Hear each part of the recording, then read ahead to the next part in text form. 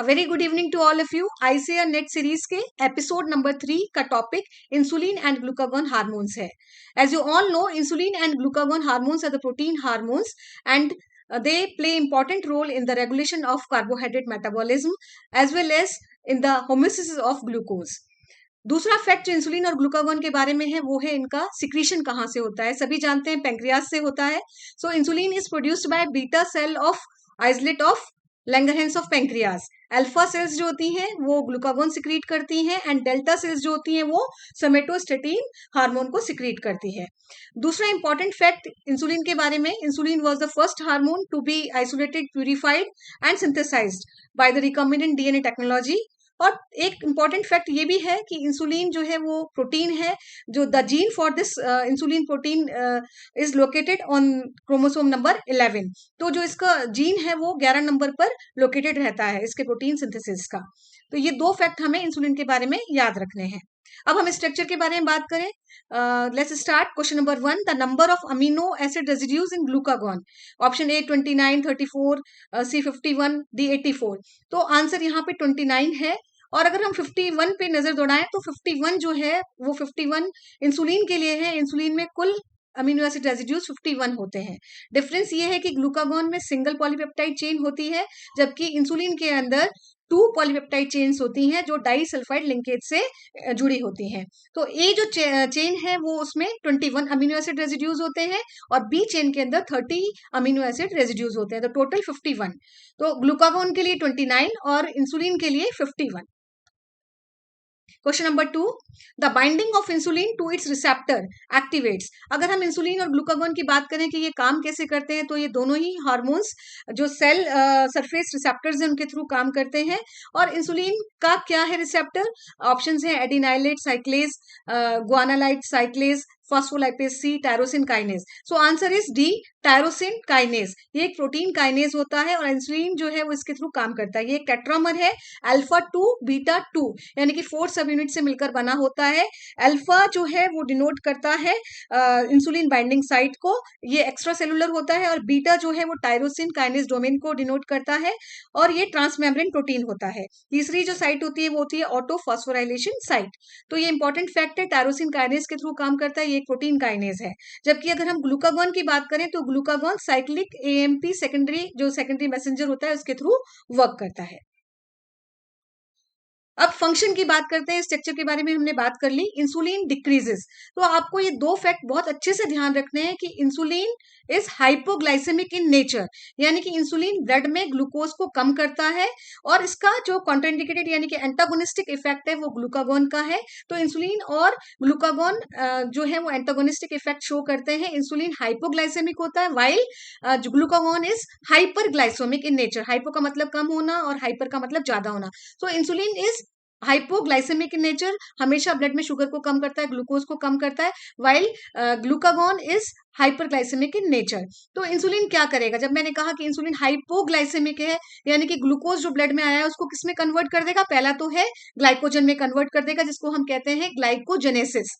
फिर दूसरा कि किसी तरीके से ग्लूकोज को यूटिलाइज करेगा वाया ग्लाइकोलाइसिस यानी कि ग्लूकोज का ऑक्सीडेशन हो रहा है. Then tubular reabsorption of glucose यानी कि अगेन रीअब्जॉर्प्शन ग्लूकोज का बढ़ रहा है तो इंक्रीज हो रहा है ब्लड के अंदर ग्लूकोज.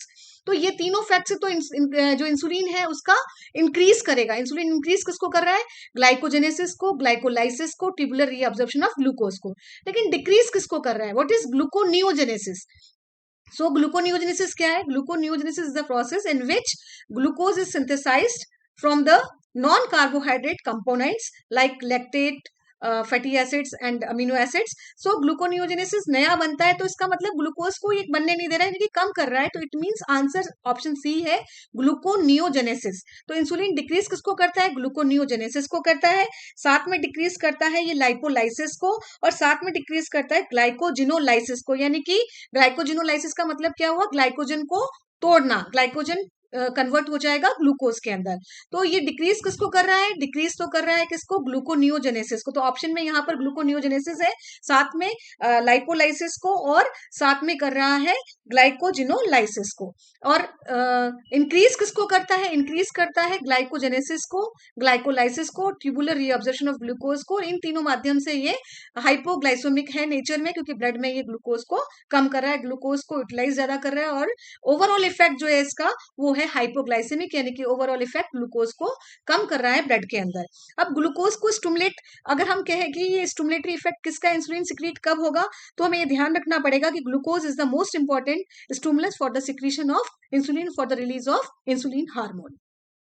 जैसा कि मैंने कहा कि कॉन्ट्रा जस्ट अपोजिट है, इसका इफेक्ट एंटागोनिस्टिक है। तो ग्लूकागॉन क्या करेगा, ग्लूकागॉन इंक्रीज करेगा किसको, ग्लाइकोजिनोलाइसिस को लीवर के अंदर, यानी कि ग्लाइकोजन जो है ग्लूकोज में टूट रहा है, साथ में इंक्रीज करेगा ग्लूकोनियोजेनेसिस को, just opposite to the insulin, and lipolysis और कीटोजेनेसिस को भी ये इंक्रीज कर रहा है। कम किसको करेगा, जस्ट अपोजिट देखें तो कम बिल्कुल उनको करेगा जो इंसुलिन जिनको ज्यादा कर रहा है। तो इस तरीके से जो मेजर इफेक्ट ग्लूकागॉन का होगा वो होगा ओवरऑल इफेक्ट ग्लूकोज का ब्लड में बढ़ना, यानी कि हाइपरग्लाइसेमिक।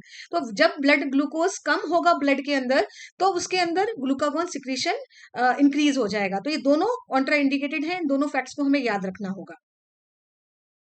इंसुलिन इंक्रीजेस, अगेन वैसे ही क्वेश्चन है। इंसुलिन एक एनाबॉलिक हार्मोन है जो प्रोटीन सिंथेसाइज करता है, फैटी एसिड सिंथेसाइज करता है, यानी फैटी एसिड का मतलब हो गया फैटी एसिड्स बनाता है, फैट को बनाता है। ग्लाइकोजन सिंथेसिस, वही बात, ग्लाइकोजेनेसिस यानी कि ग्लूकोज को किसमें कन्वर्ट कर रहा है, ग्लाइकोजन के अंदर। और एनाबॉलिक है, सिंथेसाइज करता है, इसलिए insulin all of the above तीनों को ही सिंथेसाइज करता है, और एनाबॉलिक है साथ में हाइपोग्लाइसेमिक नेचर के साथ। Diabetes mellitus, last question. Diabetes mellitus can occur due to all of the following except. अब हमें देखना है डायबिटीज मेलाइटिस क्या होता है। सो इंसुलिन जो है, जब इंसुलिन कम काम करता है तब डायबिटीज मेलाइटिस होता है, इंसुलिन की कमी से डायबिटीज मेलाइटिस होता है, ये हम जनरली जानते हैं। बट अब ये दो तरीके का होता है, मैं यहाँ फैक्ट बताना चाहूंगी। दो तरीके से हम डायबिटीज मेलाइटिस को क्लासिफाई कर सकते हैं। पहला होता है हमारा कि जो इंसुलिन डिपेंडेंट है डायबिटीज मेलाइटिस, और दूसरा होता है नॉन इंसुलिन डिपेंडेंट। जो इंसुलिन डिपेंडेंट है वो टाइप 1 होता है और जिवेनाइल होता है, बट इसका परसेंटेज कम होता है, अक्रेंस कम होता है। बट टाइप 2 जो हम सभी में कॉमन है, जो मेन फैक्टर ओबेसिटी जिसका बताया जाता है, एडल्ट्स में होता है, परसेंटेज भी 80 to 90% होता है इसका, और ये नॉन इंसुलिन डिपेंडेंट होता है। अब कारण क्या है, जो इंसुलिन डिपेंडेंट है उसमें क्या होता है कि जो बीटा सेल जिसको प्रोड्यूस करती है वो डिस्ट्रक्शन हो जाता है उसका। सो जब इंसुलिन ही नहीं है तो एक अलग फैक्ट हो जाता है। अब इसका ट्रीटमेंट अगर हमें करना है तो हमें इंसुलिन देना पड़ेगा, इंसुलिन थेरेपी से ट्रीटमेंट किया जा सकता है। बट जो नॉन इंसुलिन डिपेंडेंट है, जो एडल्ट्स में होता है, जो कॉमन होता है, उसमें हमें सिर्फ हाइपोग्लाइसेमिक जो मेडिसिन है उनसे हम ट्रीटमेंट कर सकते हैं, क्योंकि इंसुलिन वर्क सही नहीं कर रहा है। अब इस क्वेश्चन पे आते हैं, diabetes mellitus can occur due to all the following except deficient insulin secretion, बिल्कुल सही बात है, इंसुलिन अगर सिक्रीशन कम हो जाएगा तो डायबिटीज मेलाइटिस होगा। Then decrease in number of the insulin receptor, अगर इंसुलिन रिसेप्टर के नंबर कम हो गया तो वो बाइंड नहीं होगा, वर्क ढंग से नहीं करेगा। Formation of insulin antibodies, insulin antibodies के अगेंस्ट बन गई तो भी ये काम नहीं करेगा। But tumour of beta cell, tumour of beta cell से क्या होगा, ट्यूमर ऑफ बीटा सेल से इंसुलिन ज्यादा बनेगा, कम की जगह क्या बनेगा, ज्यादा बनेगा, और ज्यादा बनेगा इंसुलिन तो डायबिटीज मेलाइटिस नहीं होगा। डायबिटीज मेलाइटिस कब होता है, जब कम बनता है।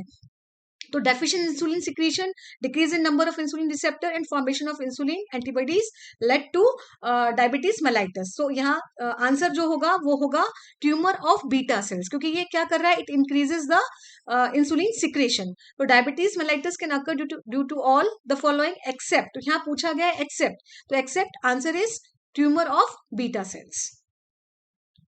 So thank you for watching this video. हमेशा की तरह please subscribe, like and share my YouTube channel, that is Barkha's Vetisphere. Thank you very much.